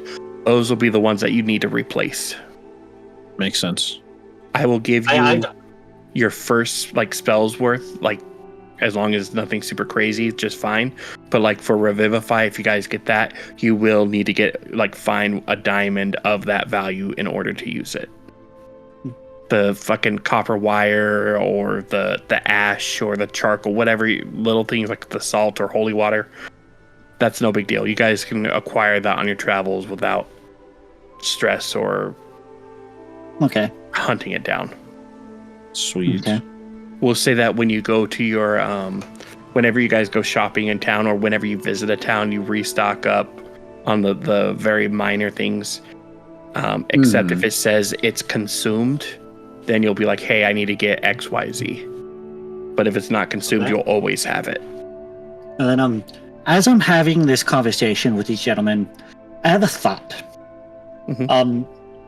So I narrow my eyes like in the middle of this conversation, but I don't say anything to these guys because it's too late now. The damage has been done. But after we finish our conversation, I think to myself, and I want to do an Arcana check on myself to see if I can distinguish if what she did gives her the ability to just read my thoughts, or if she just did that as a way to, as like maybe like a tracking ritual, or a way to like to speak inside my head later without giving her access to my thoughts. But I had that thought while I was having this conversation, so if I could do an Arcana check to kind of see if I can figure out if I should be worried about that or not.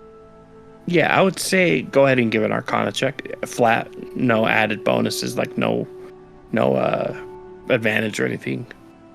That's 2 nat 1s in a fucking row, man. So you got a 6. You definitely know that it's for some kind of a spell. You don't know if it's supposed to be like a mind reading thing. Sorry, I got hiccups. But you get an inkling that it might be something similar to what you see what you see Kenneth doing when he's speaking with Giles. It might be something similar to that. I just kind of think to myself, and I'm maybe giving her all this information without trading for anything. So, but what's done is done.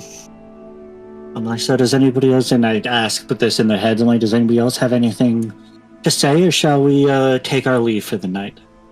I think we need to leave for the night. You guys are able to find a decent room. Again, nothing super crazy, just a couple copper each. You guys are able to store up on all the things you would like. In terms of armor, we'll talk about that tomorrow. I got to do a little bit of looking up.